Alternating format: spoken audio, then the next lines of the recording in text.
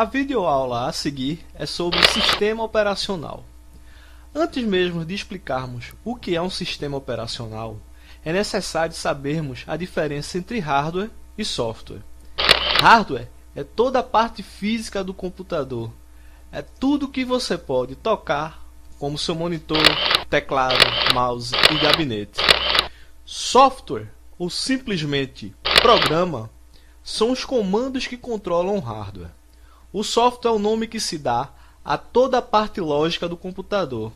Ou seja, são programas que você vê funcionar na tela do micro e que dão vida ao computador. Provavelmente, neste momento, você deve estar utilizando vários softwares, como o Nero, o Messenger ou mesmo o Microsoft Word. Bem, o sistema operacional é o intermediário entre o hardware e o software. Essa definição parece não estar muito clara, não é?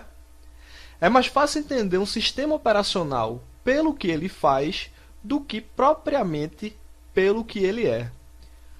Uma das funções básicas do sistema operacional diz respeito ao gerenciamento de processador. Bem, aqui está um hardware chamado memória RAM. Sua função é guardar todos os dados que estão sendo utilizados temporariamente. Então, todos os programas e dados que você está usando nesse momento estão armazenados na memória RAM do seu computador. Esse vídeo, por exemplo, que você está assistindo, está armazenado na sua memória RAM. Aqui está uma CPU. Não confunda CPU com um gabinete. Isto aqui sim é um gabinete. Dentro do gabinete há uma peça específica. Essa peça é chamada de cooler. O cooler tem como objetivo resfriar essa pequena pastilha que fica logo abaixo dele. Nessa pastilha está a CPU, que também pode ser chamada simplesmente de processador. Agora sim, é dessa peça que nós estamos falando, e não do gabinete.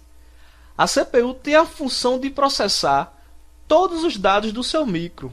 É como se fosse o cérebro do seu computador. Bem, agora que nós já sabemos o que é a memória RAM e o que é a CPU, agora iremos aprender a função de outra peça no seu computador, que é o HD.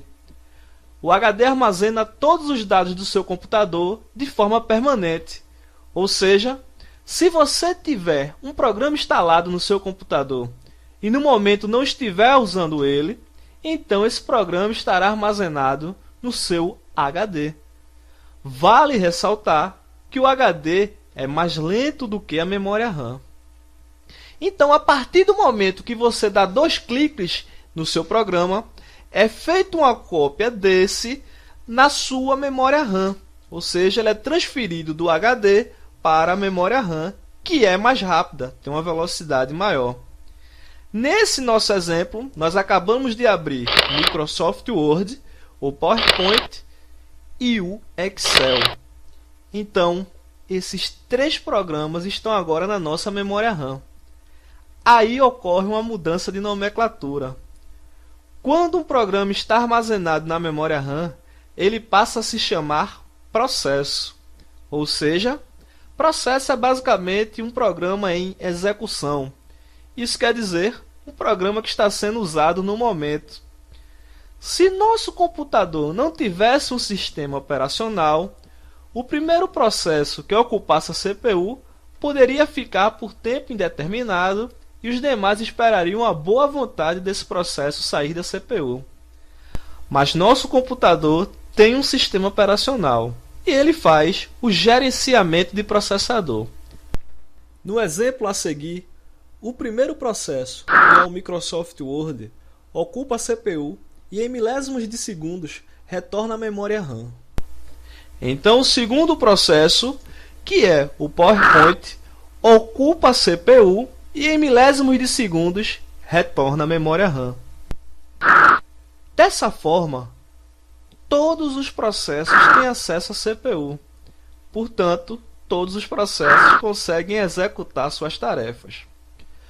Como essa troca de processos entre a memória RAM e a CPU é feita em milésimos de segundos, você tem a impressão de que todos os seus processos estão sendo executados simultaneamente. Isso de fato não ocorre. Em um computador monoprocessado, somente um processo pode ser executado de cada vez. Qualquer outro precisa esperar até a CPU estar livre. Outra atividade básica do sistema operacional é o gerenciamento de memória. Digamos que você tenha uma memória RAM de apenas 512 MB e você abriu o Microsoft Word, o PowerPoint, o Excel. Você também quer assistir um filme, gravar um CD no Nero, escutar música, ler o seu livro favorito, fazer uma animação e também bater um papo pela internet. Pois é, parece que todos esses processos não caberão na sua memória RAM de apenas 512 MB. Aí entra o sistema operacional. Ele faz com que o HD, nessas situações, funcione como uma extensão da memória RAM. Isso quer dizer, quando a sua memória RAM está sobrecarregada, o HD funciona como uma extensão dela. Nesse nosso exemplo, o processo Microsoft Word ocupa a CPU e em milésimos de segundos retorna à memória RAM. Isso graças ao gerenciamento de processador, como nós aprendemos antes. Então, agora, através do gerenciamento de memória, o processo Microsoft Word irá para o HD e um outro processo na fila de espera será carregado na memória RAM. Essa rotina é repetida, de modo que todos os processos consigam ter acesso à memória RAM e posteriormente serem executados. Então, o SO copia o processo do HD para a memória RAM e executa-o. Quando o processo termina, o SO carrega um processo na memória RAM, sobrepondo o anterior. Há dois mecanismos de implementação de gerenciamento de memória. São eles, troca e memória virtual. Voltamos ao nosso exemplo. Nós abrimos o Microsoft Word, o PowerPoint e o Excel. Como eles estão sendo usados no momento, logo, eles estão carregados na memória RAM de apenas 512 MB.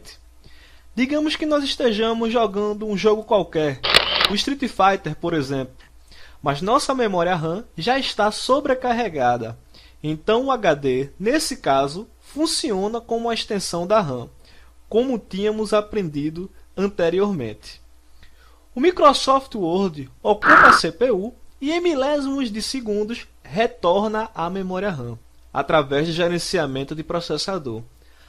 Após isso, o processo Microsoft Word deve ser tocado pelo Street Fighter que está na fila de espera lá no HD.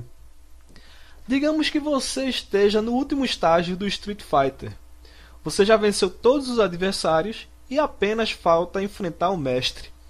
Caso seu sistema operacional utilize o mecanismo troca, o jogo Street Fighter inteiro será transferido para sua memória RAM, mesmo que você já esteja no último estágio, não sendo mais necessário carregar os cenários e personagens que você já venceu.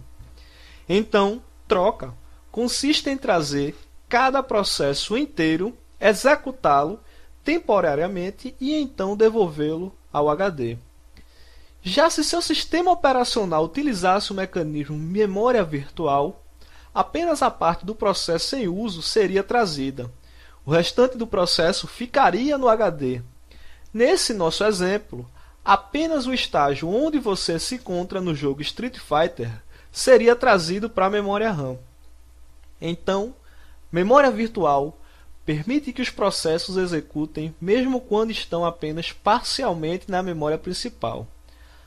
Vantagens: um processo pode ser maior do que a memória RAM, cada processo poderia exigir menos memória RAM, menos entrada e saída seria necessária para carregar ou trocar cada processo para a RAM. Outra atividade básica do sistema operacional é o gerenciamento de dispositivos. Nesse nosso exemplo, você abriu o Microsoft Word, PowerPoint e Excel. Então, eles estão carregados na sua memória RAM. Você ordenou que esses três processos imprimam algo. Se não houvesse sistema operacional, a sua folha teria um pedacinho de Word e um pouquinho de apresentação e o restinho seria de planilha. Isso de fato não ocorre. Nosso computador possui um sistema operacional e ele é responsável por gerenciar a disputa por recursos compartilhados. Nesse nosso exemplo, o recurso compartilhado é a impressora. Ela está sendo disputada por três processos: o Word, o PowerPoint e o Excel. Vamos agora entender o que de fato ocorre. Através do gerenciamento de processador, o Word ocupa a CPU. Ele então ganha concessão exclusiva do sistema operacional para ter acesso ao recurso impressora. Então, a partir desse momento, a impressora está exclusivamente reservada ao processo Word. Como nós havíamos aprendido anteriormente, um processo ocupa a CPU por algum tempo e em seguida retorna à memória RAM. Logo, os demais processos também ocuparão a CPU, mas eles não conseguirão ter acesso ao recurso impressora. Isso ocorre porque o sistema operacional concedeu exclusividade ao primeiro processo, que foi o Microsoft Word. Então, o sistema de computador estão repletos de recursos que podem ser utilizados apenas por um processo por vez. Exemplos desses recursos: impressoras, leitores de CD-ROM. Os sistemas operacionais têm a capacidade de temporariamente conceder acesso exclusivo a certos recursos para um processo. Agora sim, já agregamos conhecimento suficiente para desmistificarmos um senso comum equivocado. Digamos que você compra um computador dual-core, logo você não terá mais um computador monoprocessado, pois agora o seu micro possui dois núcleos de processamento. A sua expectativa é que seu computador seja 2 vezes mais rápido em relação ao seu PC antigo. Isso não ocorre. Em muitas situações, o ganho de desempenho perceptível pelo usuário é mínimo. Vamos agora entender uma das causas.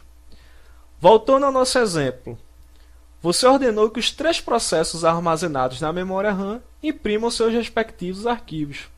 Como agora seu computador tem 2 núcleos de processamento, então os processos Microsoft Word e PowerPoint seriam executados simultaneamente, onde cada um ocuparia um núcleo de processamento. Mas observe que através do gerenciamento de dispositivos, um único processo vai poder acessar exclusivamente a impressora. Digamos que seja o PowerPoint. Então ele ganha a concessão do sistema operacional. E o Microsoft Word, mesmo estando ocupando um núcleo de processamento, não irá conseguir realizar a sua tarefa, que é a impressão de um documento. Então, nesse exemplo, o desempenho de um computador dual-core foi exatamente igual ao nosso computador antigo, aquele monoprocessado. Isso porque o Microsoft Word ocupou um núcleo de processamento, mas não conseguiu executar suas atividades. Então, ele retornará para a memória RAM e só conseguirá ter acesso à impressora quando o sistema operacional lhe conceder permissão. Então, aumentando o número de processadores para N, é esperado que o sistema torne-se N vezes mais rápido. Esse aumento de N vezes na velocidade do sistema, no entanto, não ocorre, devido a fatores como disputas por recursos compartilhados. Nesse nosso exemplo, o recurso compartilhado é a impressora. É sempre bom entender os conceitos ao invés de simplesmente decorá-los. Vamos reler a definição de gerenciamento de dispositivos. Os sistemas de computador estão repletos de recursos que podem ser utilizados apenas por um processo por vez.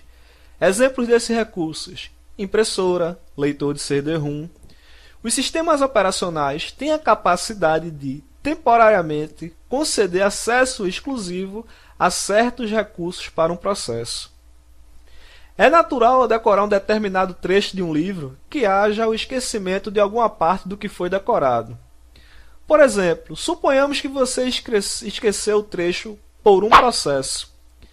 Então a sentença ficaria: Os sistemas de computador estão repletos de recursos que podem ser utilizados apenas um por vez. Vamos agora interpretar essa afirmativa. Você tem um computador e nesse computador estão instalados dois recursos, uma impressora e um leitor de CD, por exemplo. De acordo com a afirmativa acima, apenas um recurso pode ser utilizado por vez. Então, se você estiver utilizando o recurso impressora, não poderá utilizar o recurso leitor de CD.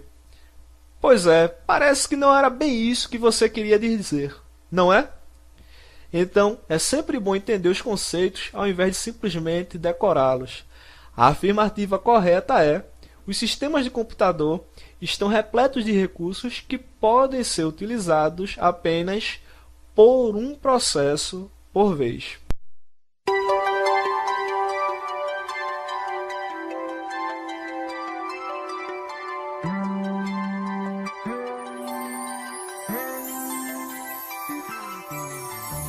Numa folha qualquer eu desenho um sol amarelo, e com 5 ou 6 retas é fácil fazer um castelo.